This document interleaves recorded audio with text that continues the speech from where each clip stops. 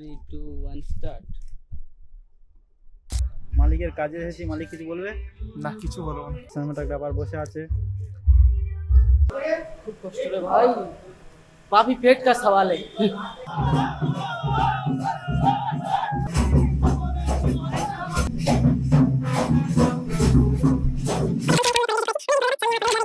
এই ওয়েডিংটা ছিল অনেকটা দূরে, আর অভিক ছিল সেই কাজের সিনেমাটোগ্রাফার, তাই দুজনে আমরা একসাথে গিয়েছিলাম।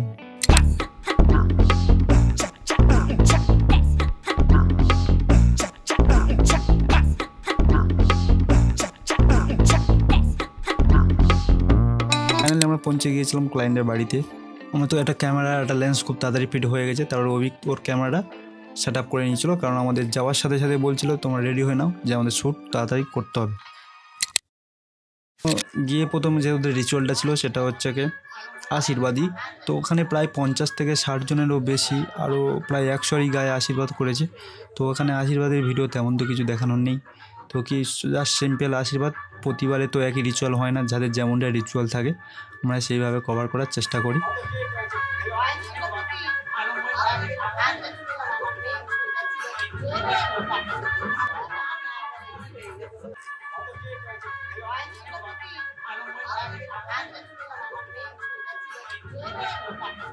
তো দিদি খুব মিষ্টি, খুব আমাদের সাথে কোঅর্ডিনেট করেছে শ্যুটের ক্ষেত্রে, তো তার জন্য আমি ভালো ভালো শ্যুট আনতে পেরেছি।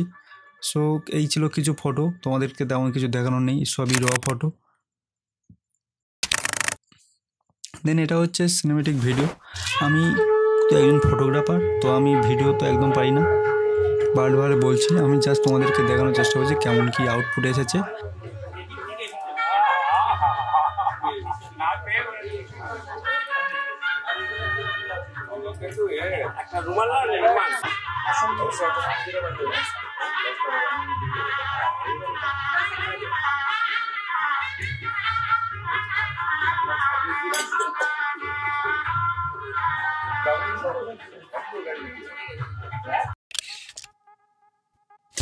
মালিকের কাজে এসেছি, মালিক কিছু বলবে না? কিছু বলবো না। সিনেমাটোগ্রাফার বসে আছে। সো যে কোনো ওয়েডিংয়ে গিয়ে আমি একটা জিনিসের ক্ষেত্রে খুবই বেশি এক্সাইটেড থাকি, সেটা হলো আউটডোর ফটোশ্যুট। কারণ এখানে গেলে প্রতিবারে আমি নানা রকম ফ্রেমিং, নানা রকম লোকেশনে গিয়ে নানা রকম ক্রিয়েটিভ ফটো আমি তুলতে পারবো, প্রতিটা জিনিস শেখার আছে। তো আমি এই জন্য খুব এক্সাইটেড হয়ে থাকি। তো গিয়ে প্রথম অভিজ্ঞ স্টার্ট করেছিল ওর শ্যুট নেওয়ার জন্য। সো ও শ্যুট নিয়ে নিচ্ছিল, আমি জাস্ট দেখো ভিডিও বানিয়েছি। তো ভালোই শ্যুট এসেছে ওই দিনই। আর দিদিকে একটু প্রথম কথাবার্তা বলে কমফোর্টেবল করিয়ে নিয়েছি, যাতে একটু লজ্জা কম পায়, কোঅর্ডিনেট করতে পারে আমাদের সাথে। সো দিদি তো ওদের প্রথম 2-1টা ক্লিক দেখে খুবই কমফোর্টেবল হয়ে গেছিলো। সো ক্লিকও ভালোই এসেছে। স্মাইল।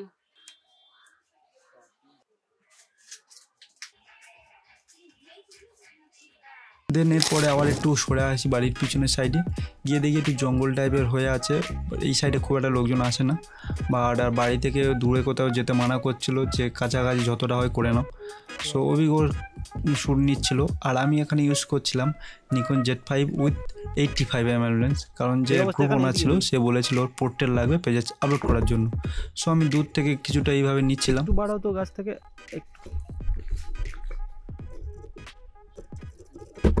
আমি 85 ইউজ করার ক্ষেত্রে এখানে কিছু ওয়াইডও নিয়ে নিয়েছিলাম দূরে থেকে, যে এতটা লোকেশন ওয়াইড ছিল আমার কোনো সমস্যা হয়নি, আর ক্লোজে গেলে তো পোর্ট্রেট হয়েই যাচ্ছে। সো আমি তোমাদেরকে দেখিয়েছি কেমন কোন অ্যাঙ্গেল থেকে কেমনভাবে নিয়েছি, যেটা তোমরা একটা পার্সপেক্টিভ ভিউ পেয়ে যাবে। যেহেতু আমি অ্যাকশন ক্যামেরা ইউজ করেছি এক্ষেত্রে, তো আমার ঠিক ক্যামেরার উপরে অ্যাকশন ক্যামেরা লাগানো ছিল। হাতটা তুলো, জাস্ট হাতটা তুলো, অতটা না ঠেকাতে হবে না, তুমি জাস্ট ধরো, স্মাইল রাখো, সাইড আমার দিকে।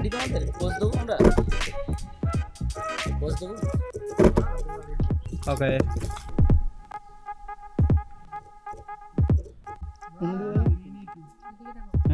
স্মাইল দেখে। তোমরা র ফটো পেতে চাও তাহলে আমার সরাসরি যাও টেলিগ্রাম চ্যানেলে, সেখানে আমার প্রায় নিয়মিত কিছু কিছু র ফটো দিয়ে থাকি এডিট প্র্যাকটিসের জন্য। সেখানে বাড়ির পিছনে ঝোপঝাড় পুরনো ব্যাকগ্রাউন্ড যা ছিল তার দিয়েই আমরা শ্যুটটা কমপ্লিট করার চেষ্টা করেছি, কারণ অনেকটা হার্ড রোদ ছিল। আমরা যখন শ্যুট করি তখন প্রায় দুপুর 1টা থেকে 2টো বাজে। সো অনেকটা হার্ড রোডে আমরা শ্যুটটা করেছি। তো অভিজ্ঞতার সাথে এনডি ফিল্টার ইউজ করেছে, ভিডিও ঠিকঠাক আনতে পেরেছে। সো আমার তো কোনো অসুবিধা হয়নি, কারণ তো ফটো তুলবো। রতে ক্লিক করা আছে, পরে রিটাচ করে নেবো। ঘাটটা তোলো, ঘাট তোলো, ওর দিকে দেখো। হ্যাঁ হ্যাঁ, এবার নাও, পড়াচ্ছে এরকম। হোল্ড অন, সামনে নিয়ে নি, হাসো, স্মাইল রাখো। ওকে, নে ওকে নে। মানে ভিডিওতে স্টিল লাগে।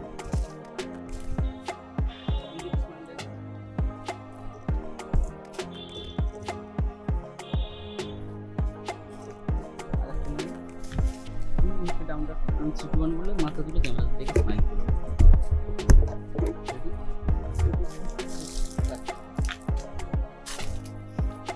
3, 2, 1 চলো। ক্যাজুয়ালি গল্প করবে, ঠিক আছে? মন না পিছনে চলে যাচ্ছে।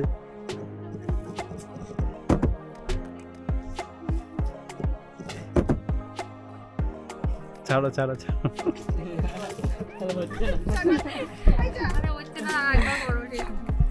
ফাইনাল ফটোগুলো তোমরা দেখানো, এই ছিল বিফোর আফটারের কিছু ফটো।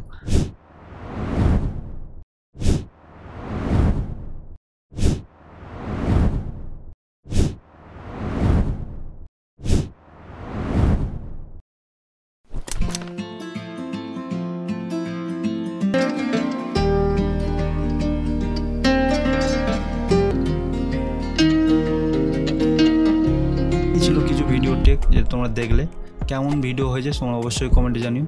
তারপর একটা স্কুটি ছিল যেটা প্রথমে থেকে ওখানে ফটো তুলবো বলে ঠিক করেছি। সো ওখানে কিছু ফ্রেম আমি নিয়েছি 85mm দিয়ে দূর থেকে, যে খুব একটা ভালোই এসেছে। আমি রিসেন্টলি ইনস্টাগ্রাম পোস্টও করে দিয়েছি, তোমরা ওখানে গিয়েও চেক করতে পারো কেমন কি ফটো এসেছে। যেসব সেটিং তোমরা দেখা পাচ্ছ ওই সেটিং আমার ছিল।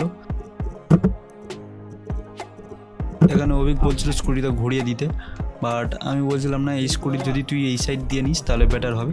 সেটা অভিক নেয় লাস্টে। তো কারণ ওখানে প্রায় আমি আর অভিক ছিলাম, ওনার মতো এনার্জি ছিল না। সো অভিক আমার কথা শুনে সামনের ফ্রন্ট ভিউতে নিচ্ছিল। তো আশা করি ভিডিও ভালো এসেছে। আর আমিও সেই সুযোগে কিছু ক্যান্ডিড নিচ্ছিলাম, যে আমার খুব ভালো লাগছিল। গরমের সময় দিদি এতটা গরম ছিল, পাখা দিয়ে হাওয়া খাচ্ছিল। তো ভালো ভালো টেও আমি পেয়ে যাই।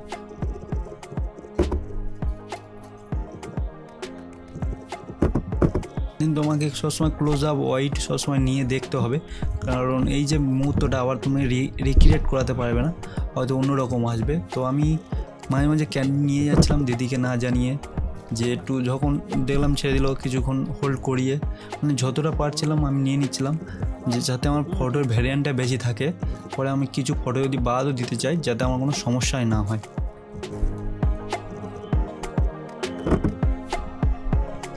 ভালো ভালো তার দিদিকে কিছু হোল্ড করালাম, যে কিছু আমার দিকেই তাকাও।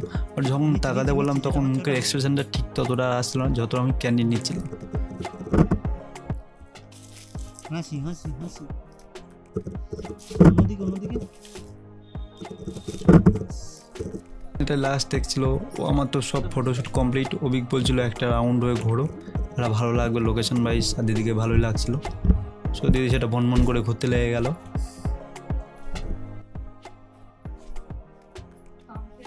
ওকে ওকে ক্যামেরাতে আফটার রিটেজিং ফটোগুলো তোমরা দেখা পাচ্ছ কতটা সুন্দর হয়েছে বিফোর অ্যান্ড আফটার। আমি এইসব ফটো সব ইনস্টাগ্রামে আপলোড করে দিয়েছি, তোমরা সেখানে গিয়ে অবশ্যই দেখতে পারো।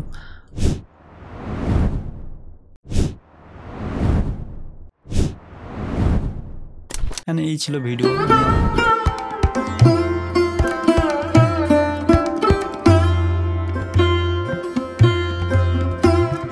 ওকে ওকে ওকে। সো এই রোদের মধ্যে আমরা সবাই আউটডোরটা শ্যুট কমপ্লিট করলাম। ব্রাইড প্রায় সময় দিচ্ছিল না, ব্রাইডের বাড়ি থেকে শুধু তাড়াহুড়ো করছিল। আর এবার আমাদের মজার ঘটনা হচ্ছে 4টের সময় হলুদ হবে, আর তারপরে হবে বৃদ্ধি। মানে এখন আর কোনো কাজ নেই, এখন খাওয়া দাওয়া ঘুমাবো। তবে আউটডোর শ্যুটটা খুব ভালো হয়েছে। আউটডোর ভালো এসেছে, ঘেমে স্নান হয়ে গেছি আমরা। আমি বলছি চামড়ার রং দুটি কমে গেছে। সো দেখা হচ্ছে হলদি শ্যুটের সময়। বাট আমাদেরকে বলেছিল যে 4টের সময় হলদি শুরু হয়ে যাবে, বাট ছেলের বাড়ি থেকে তত্ত্ব আর হলুদ আসতে প্রায় সন্ধ্যা হয়ে গেছে। আর এখানে তখন 5:30 পৌনে 6টার মতো বেজে গেছে অলরেডি। দেন শ্যুট শুরু করে দিই, আর ঠিকঠাক আইএসও বাড়িয়ে কাজ চলে যাচ্ছিলো। ফুল ফ্রেম ক্যামেরা ছিল বলে হয়েছে এটা। আর ক্রপ সেন্সার হলে তো নয়েজ হয়ে ভর্তি হয়ে যেত, বলতে হতো না। লোক এতটা ভিড়, যে আমি টেকই নিতে পারছি না। ওরা শুধু তাড়াহুড়ো করছে, যেহেতু সন্ধ্যা হয়ে গেছে, মেকআপ করবে, খুব শর্টলি কাজ ছেড়ে দিয়েছে। আমরা ওয়েট করতে বলছি, মানে একটু হোল্ড করতে বলছি, কিছুতেই হচ্ছিল না। মানে যে যার মতো কাজ করেই যাচ্ছে।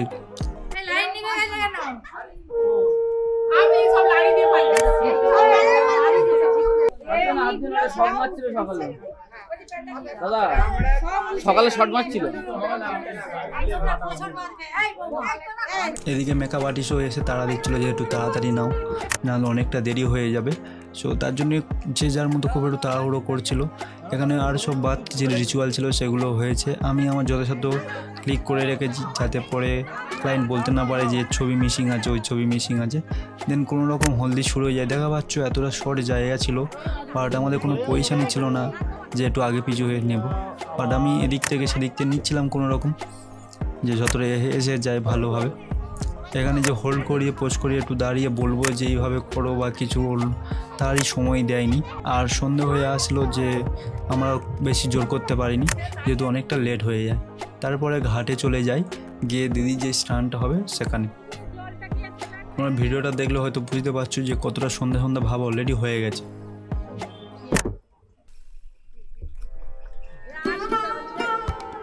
তারপরে দেখো ভিডিওটা কেমন লাগলো।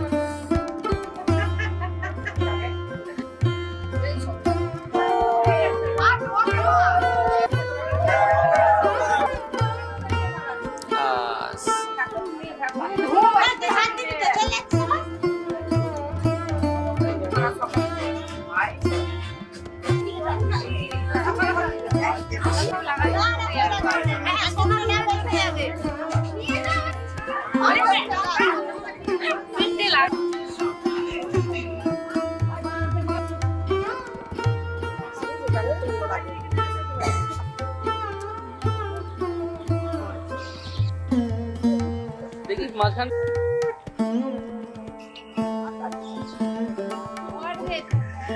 নাইট ফটোশ্যুট এমনটা হয়েছে যে আমি যখন ওরা ফটোশ্যুট করছিল, টুকটাক ভিডিও করছিলাম, বাট আমি অ্যাকশন ক্যামেরার চার্জ শেষ হয়ে গেছিলো, চার্জ দিচ্ছিলাম।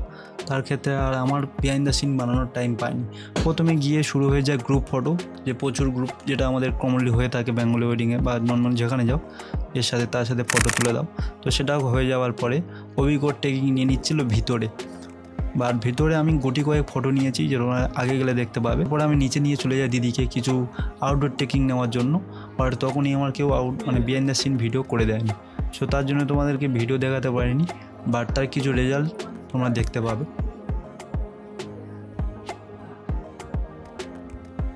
ভিডিও রেজাল্টটা খুব সুন্দর এসেছে, তোমরা দেখা দিদি ঠিকঠাক এক্সপ্রেশন দিচ্ছিল, আর মেকআপ করে দিদিকে ভালোই লাগছিল।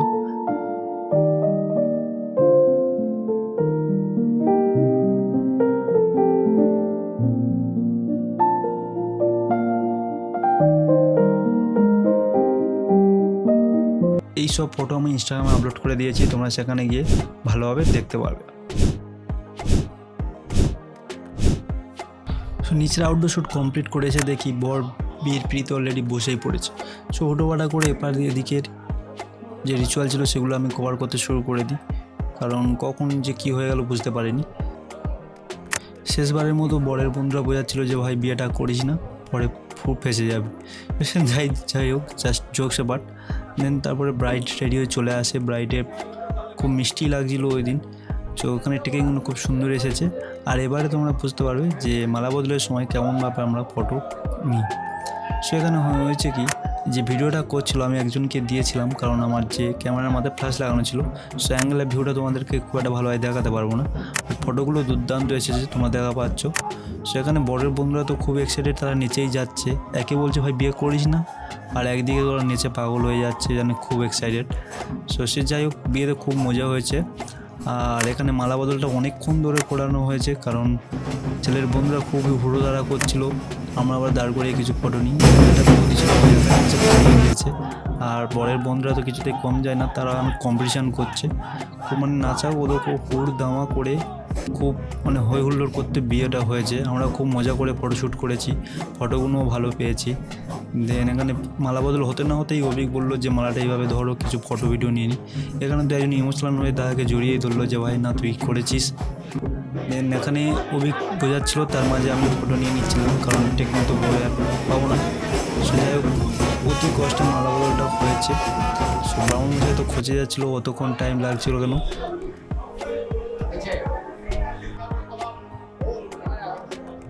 গ্রুমকে অবশ্যই বিয়ের পিতে বসিয়ে দিই, দেওয়ার পরে আর ভিডিও খুব একটা নেওয়া হয়নি। সো অল্প স্বল্প ভিডিও হয়েছিল। সো তোমরা দেখা পাচ্ছ এখানে সিঁদুরদানও কমপ্লিট হয়ে গেছে। রিন্টুদা ছিল, রিন্টু দাদা সিঁদুরদানের ফটোগুলো নিয়ে নিচ্ছিল। সো রিন্টুদারই কাজ ছিল এটা।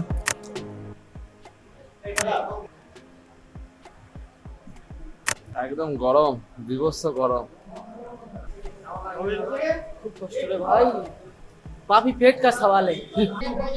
তারপরে অগ্নিশাখী করে খৈদানটা বাকি ছিল, সেটাও হয়ে যায়। সো হয়ে যাওয়ার পরে কিছু আউটপুট পেয়েছিল গোটা বিয়ের ভিডিও।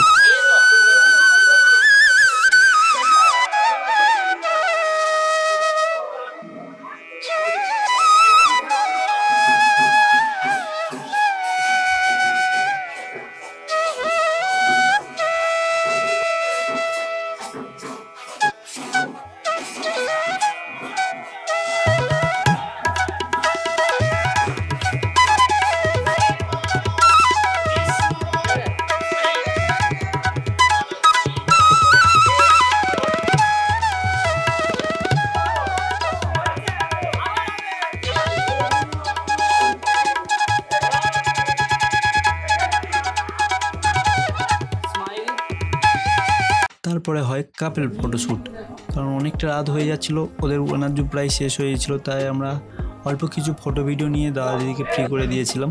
সো ফটো খুব ভালো এসেছে, তার সাথে ভিডিও। সো এটা হচ্ছে ব্লগের প্রায় শেষের দিকে পৌঁছে গেছি, তাই বলছি যদি ভিডিওটা ভালো লেগে থাকে অবশ্যই চ্যানেলটা সাবস্ক্রাইব করে দিও। আর এই ভিডিওটা কেমন লাগলো অবশ্যই কমেন্টে জানিও। দেখা হচ্ছে অন্য কোনো ভিডিওতে। Tata, bye bye.